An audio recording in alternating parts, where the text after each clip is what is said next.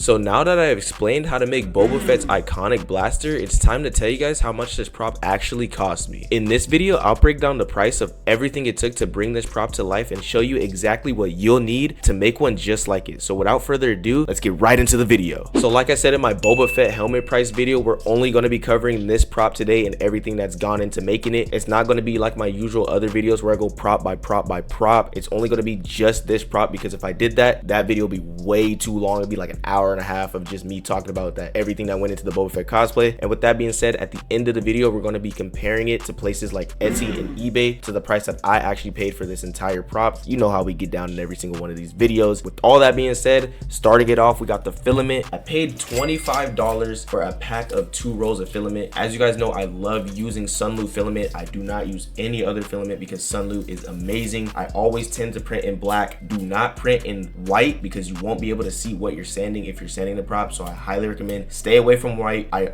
also like to do blue and red. They sell it in blue and red. They sell it in a multitude of other colors too. They probably work just as good as the blue and red and the black, but I mainly stick to black because it's way easier to see the white marks of your sanding, and I like to stick with red and blue because you can also see the marks really well. And also, usually Sunlu runs a lot of deals on filament. I got this for $25 and it's actually on discount right now as I'm recording this for the $25. I've seen that price go well below 25. I've seen it go to 20. I've seen it go to 22. So it usually fluctuates depending on the Amazon market and whatever they're doing and whatever Sunlu wants to sell it for. But usually the base price that you can get it for is $25. That is how much I paid for the filament. One last thing for the filament, I did use both of the rolls for this prop. I blew through both of them. Usually every single prop, you will have a lot of rollovers. That's why I said whatever you're paying for your prop is going to cut down immensely. But for the sake of this video, I'm acting as if you bought everything fresh and for the first time, but you will have a lot of materials left over, a lot of rollovers, a lot of things that you can use prop by prop, so you won't be paying the full amount as well. So just keep that in mind. But for the sake of this video and for the sake of everything, like I said, we're going to act as if you bought everything fresh and for the first time. But for me personally, for this prop right here, I blew through both of the rolls of filament anyway, so it doesn't matter. Moving on from that, we have all of the sandpaper. I paid $10 for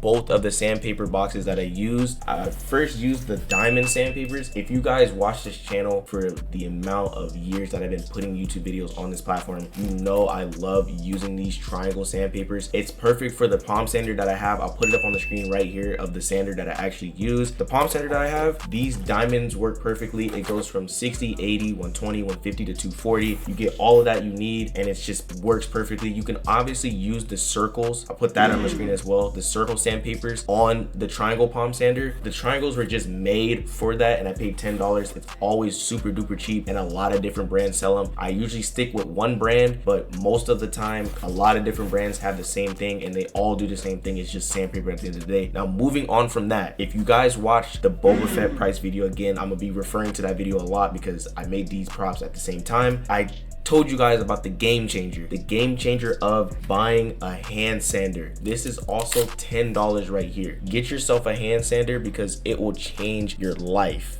These will change your life, bro. I'm telling you, it gets into those precise details that you can't really hit. And for a prop like this, there's so many small little nooks and crannies that the palm sander just can't hit. So you can use this hand sander. Again, it goes from 60, 80, 120, 150 to 240. It does the exact same thing. And I always go from 60 to 240 always when I'm sanding. This is a game changer, bro. The only bad thing I can say about getting a hand sander is if you have to actually put in the elbow grease of just sanding and sanding. That's the only bad thing about a hand sander. Other than that, it is almost better than a palm sander. I would put it like on par with a palm sander. It is so broken for sanding. I highly recommend to buy one and they're super duper cheap and they last a while. I'll put it up on the screen as well. And I got both of those sandpapers for $10 as well. And let me show you guys what I'm talking about when I say it gets into those nooks and crannies. If you see this part right here, this right here, to sand this nook and cranny, the palm sander won't be able to get stuff like this, stuff in here, stuff in these grits right here on the barrel. The palm sander is just not able to do stuff like that because it's big and it's a palm sander. You're supposed to get a wide area. So you get that hand sanding kit and you go crazy with that. I can't stress it enough how much of a great purchase that was and how much I will be using that in the future going on with the next projects that I'm working on. Also with the palm sander, you're able to sand inside. You do not have to go outside. So I'm in California, so it's always hot as hell, especially during the summer. I'm not trying to go outside and sand whatever I need to sand because it's hot. So that means I can get the palm sander, I can put a trash can in front of me, and I can sand inside the house with the AC going. It's such a game changer. If it's raining, whatever happens to the weather, if you can't just get outside to palm sand, if you can't do anything like that, if you don't have access to a palm sander as well, if you don't have access to a palm sander, the hand sander just gets rid of all of that. So I highly recommend it, and I paid $10 again for both of those sanding. Now enough glazing the sandpaper,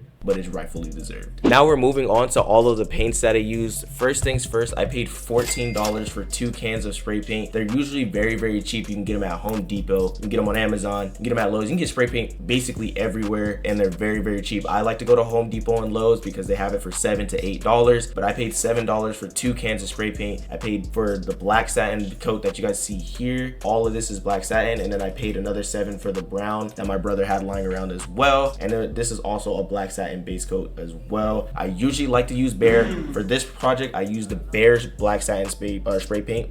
Boom, right there. Usually Rust-Oleum and Bear are my 2 main spray paint brands that I always use, and they're always super cheap with the $7 to $8. So those are the ones that I'm all in on using. I stopped using Krylon because Krylon doesn't really have the color choices that I'm looking for. It's a good brand as well, but I usually stick with Rust-Oleum and Bear. Moving on from that, I used the GOAT, my new legend, graphite powder right here. I'm not gonna get too close. This stuff it's a mess. It gets everywhere, so I'll put it up on the screen as well. But I use graphite powder. Now, as you guys can see there, that's all graphite powdered to hell. I graphite powdered the shit out of that. It was $36 for the can. It comes from Germany, which is crazy. On Amazon, you can get it from Germany. So it takes a little while to get to you, but it's $36, and it doesn't go cheaper than that because you get a lot of graphite powder. This one can is probably gonna last me for the next like 6 to 8 months just off this, because you have a lot of it and you're supposed to use a lot of it for depending on the prop that you're using. As you guys know, for my metallic stuff, I like to do white gloss base coat with a metallic Rust-Oleum overcoat. But now that I've been experimenting more with the graphite powder, I choose to go with the graphite powder over that. I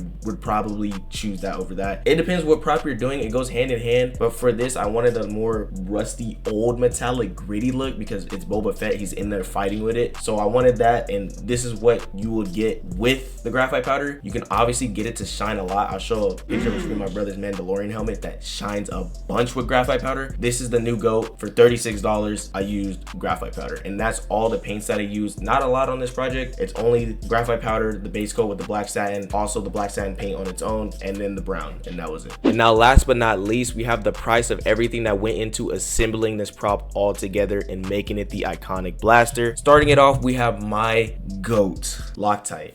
I know y'all felt the aura when I said that word. It's been a while that I've been asking you guys for a sponsorship. You know, I love Loctite. You know, I never stop using it. You know, every single prop that I have has something to do with some Loctite in it. I love you guys. Can I get a sponsorship, please? I'll never stop loving Loctite. You guys make an amazing product, and here's my pick. Anyways, you got the Loctite right here. I paid $8 for this bottle of Loctite. You might say that's a little bit on the expensive side, but you do not need a lot of this stuff. It will burn into whatever you're making, whether that be plastic, cardboard, foam, whatever you're making. It burns into that material and it mends it together for an unbreakable bond. So you do not need a lot of this stuff, and it was only $8 for this.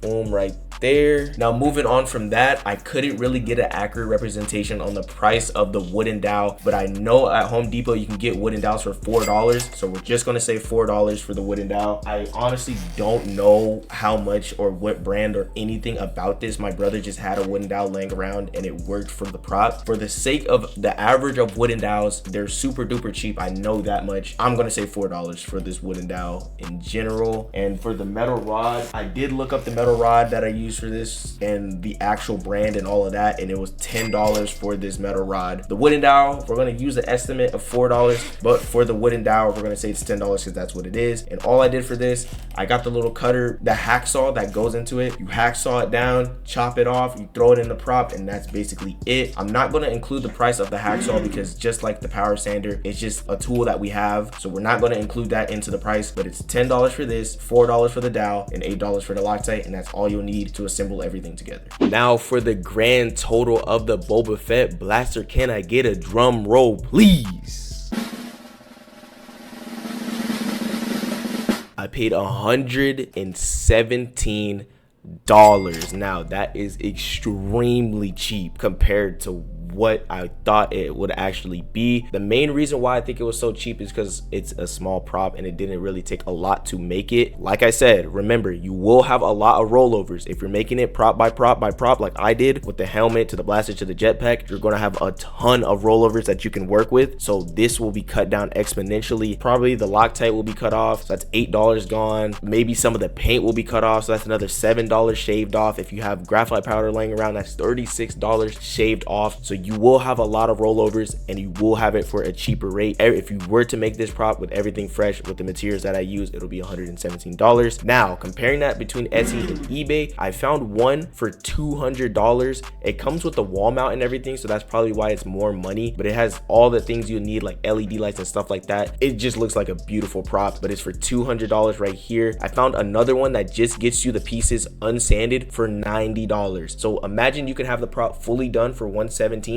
or you can have it where you still need to sand it, paint it, post-process, and do everything for $90. Not bashing that as well. I'm not saying that's bad or anything like that. I'm just saying I would much rather want to make it and then have it all done for the $117 than rather than get the pieces to put it together like that. But if you want to do it that way, you can as well. And then I found one more replica for $157 as well. So that's just comparing the $117 that I paid to everything else that you would be paying if you want a prop just like that. With all that being said, would I make this blaster again? Maybe. I think this is the peak. I honestly think this is the peak of the blaster. I don't think I can do anything better than this right here. You know what? I'm not gonna say that. I think I could do better, but do I feel like making it again?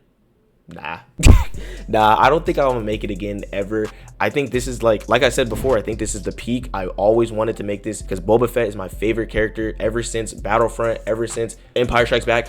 All of that, Boba Fett has been my favorite character. Nah, I know y'all gonna say like, bro, Mandalorian's better. He's a better character. Mandalorian is what Boba Fett should have been. I know that. I love Mandalorian too, but it's just something about Boba Fett, bro. When he's on screen, he's just swaggy. So this was just always a prop that I wanted to make, and now that I get to explain how I made it and the price that goes into making it, what better way to do it than to talk about it? So with all that being said, I'm going to get out of you guys' hair. Thank you guys so much for watching this video and sticking with me to the end of this video. I know I've been living life a little bit, but I think if my thoughts are correct and my foresight and my hockey is right, I think we did do a double upload. I hope this video and the Boba Fett price video is both, or the Boba Fett helmet price video is both out at the same time. But I've been living life a little bit. I've been working on a new project. Like as I record this video, tomorrow I'm going to start sanding that project. It's going to be the Demon Dweller sword. If you saw on my page, that is what I'm working on right now, is the Demon Dweller sword from Black Clover. I'm making all 3 of the swords, so stay tuned. Those are going to be bangers. And who's excited for Black Clover to drop in October? Come on, talk to me. That is going to be amazing video, so stay tuned for that. I have all the swords, the Dweller, the Destroyer, and the Demon Slayer. It's all going to be on this channel, and how I made it and the price that goes into making it just like this. So stay tuned. And again, I thank you guys so much for watching this video. I don't want to make the outro too long because I have a tendency of making my outros long. So with all that being said, I thank you guys again for the last time for watching, and I hope you guys have a great rest of your day, your night, whenever y'all motherfuckers is watching this video. And as always, keep designing, making, and building, and I'm gonna see you guys in the next video. Peace.